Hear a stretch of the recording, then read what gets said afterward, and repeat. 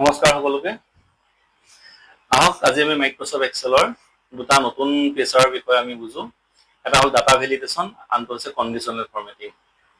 এই conditional formatting আৰু data ভেলিডেশন দুইটা মাইক্ৰসফট এক্সেলৰ এটা ফিচাৰ গতিকে আমি আহক আমি মাইক্ৰসফট এক্সেল বিগিন কৰো আমি স্টাৰ্টত যাওঁ আৰু ইয়াত সাৰ্চ বাৰত গৈ পেলাই মাইক্ৰসফট এক্সেল আমি ইয়াৰ পৰা বিগিন কৰি লৈ পেলাই আমি মই এটা কাম কৰিছিলো আপোনাৰ কন্ডিশনাল ফৰমেটিং আৰু ডাটা ভেলিডেশন বুজাবৰ কাৰণে মই এটা ফাইল সেভ কৰি থৈ দিছিলো ডাটা এটা বনাই তাৰ কাৰণে মই ফাইলত যাওঁ আৰু এটো চাওচোন মই ৰিসেন্টতে আছে data validation and conditional formatting এই ফাইলটো মই ওপেন কৰিলো এই ফাইলটোত মই কি বনাই থৈছো চাওক এটা example of data validation and conditional formatting বুলি হেডলাইন দিছো আৰু এখন মই ইয়াতে টেবুল বনাই থৈছো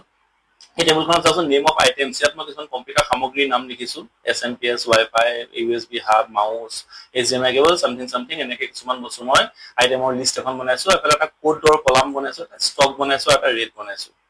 এফালে মই নেম অফ আইটেমছ বুলি লিখি লৈছো এতিয়া প্ৰথম কথাটো হল কি কন্ডিশনাল ফৰমেটিং আৰু ডাটা ভেলিডেশন এই দুটা কৰিবৰ কাৰণে প্ৰথমে ডাটা ভেলিডেশনটো কৰি ল'বলগীয়া হয় এই ডাটা ভেলিডেশন কৰিবলৈ হলে ডাটা ভেলিডেশন কি বস্তু আমি ডাটা ভেলিডেশনটো কৰি দিয়া লগে আপোনালোকে বুজি পাব নিশ্চয় গতিকে আহক আমি ডাটা ভেলিডেশন প্ৰথমটো কৰি লওঁ ডাটা ভেলিডেশন কৰিবৰ কাৰণে চাওক প্ৰথমতে আমি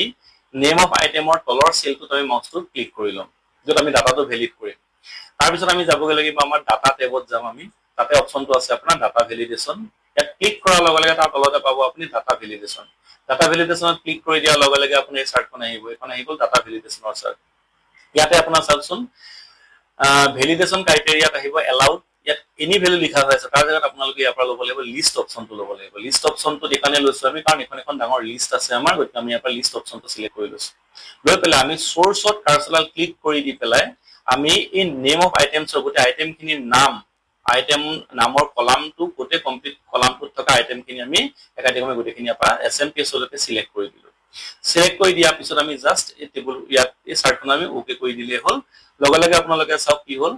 এই এডাল সৰুকে এডাল ড্ৰপ ডাউন এৰো আহিছে ইয়াতে ক্লিক কৰাৰ লগে আমি দেখা পাওঁ ইয়াতে আপোনাৰ সেই লিষ্টখনত থকা গোটে ডাটাখিনি আমাৰ ইয়ালে আহি গৈছে চাওক আমি এটা ইয়াতে যোনটো লাগে আমি ক্লিক কৰি পেলাই ল'ব পাৰো এটোকে কয় ডাটা ভেলিডেশন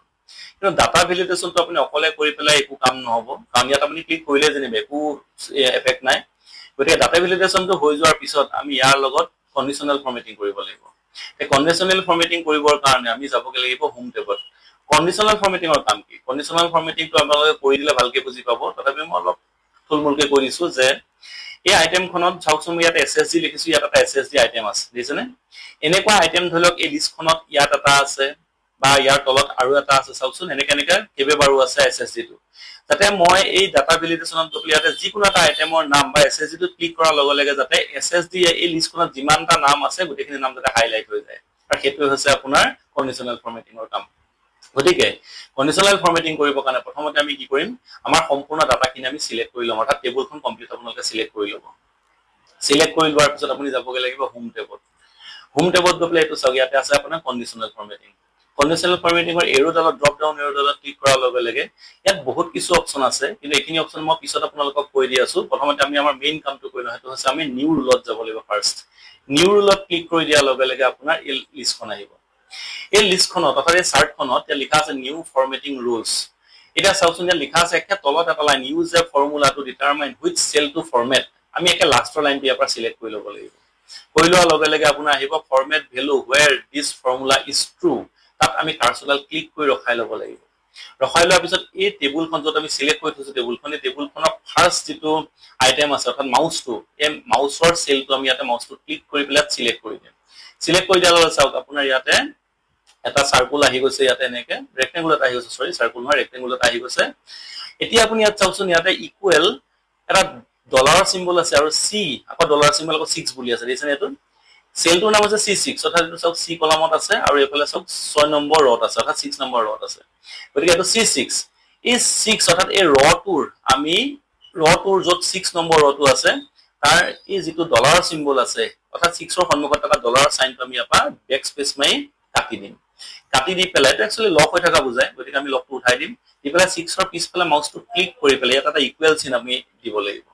ইকুৱেল চিনটো দি পেলাই চাৰ্টখন অকন অপাই ল'ব ওলাই না থাকিলে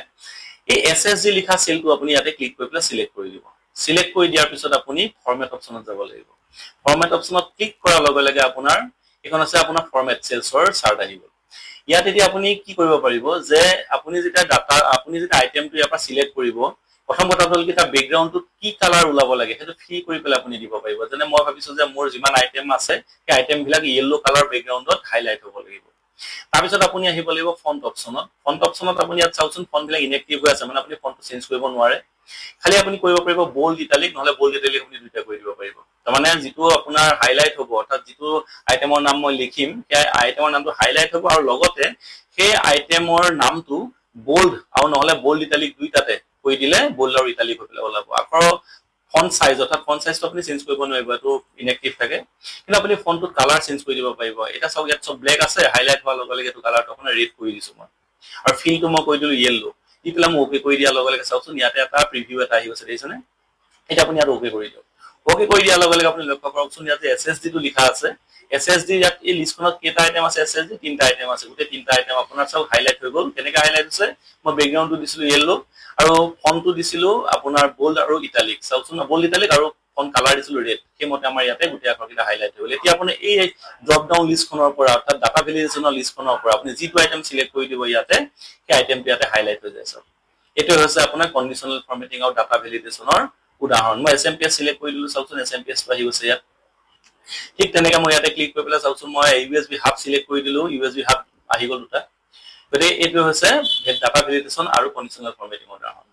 এতিয়া কথাটো হ'ল কি কন্ডিশনাল ফৰমেটিংত আৰু পুৰা কথা কেইটামান জানিবলগীয়া আছে সেইখিনি আসলতে ফৰ্মুলাৰ বা প্ৰ্যাকটিক্যালি আপুনি যিখিনি ইয়াত কৰিলে সেইখিনি লগত জড়িত নহয়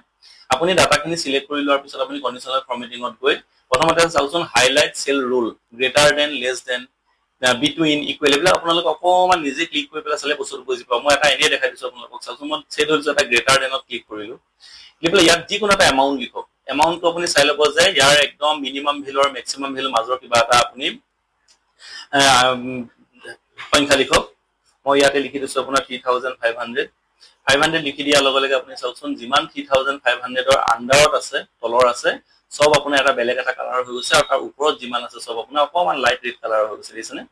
আৰু সেই কালাৰটো আপুনি এবাৰ চেঞ্জ কৰি ল'ব পাৰিব যেনে ইয়াতে লিখা আছে সব light red fill with dark red text এটো ডাৰ্ক ৰেড টেক্সট আৰু লাইট ৰেড ফিল আহি গৈছে ইয়াতে ইয়াত আৰু আছে অপচন সিলেক্ট কৰি দিব পাৰিব এটো আছে গ্ৰেটাৰ দেন এটো যদি মই নালাগে মই কেনসেল কৰি দিছো নেক্সট যদি মই বিচাৰো বলে না মই লেছ দেন কৰিব লাগে তেতিয়া ইয়াতে লেছ দেন অপচন আছে বিটুইন আছে ইকুৱেল টু আছে আপুনি ইফালে মিলাই চাব পাৰিব নিজে বুজি পাব ঠিক তেনেকৈ ইয়াতো আছে কিছুমান আছে টপ 10 আইটেম বিলাকৰ টপ 10 বিলাক সিলেক্ট কৰিবৰ কাৰণে আপোনাৰ কিনি অপচন আছে আপুনি ক্লিক কৰিলে নিজে কিনি বস্তু বুজি পাব ডাটা বাৰ্স আছে ইয়াৰ পৰা আপুনি গ্ৰাফিক্যালি বস্তু দেখাব পাৰিব ইয়াত ক্লিক কৰিলে লগে লগে আপুনি এটা বস্তু চাওকচোন ইয়াতে যিবিলাক মিনিমাম ৰেঞ্জ আছে কম সংখ্যা আছে সেইবিলাকত কোনো হেই নাই কিয়া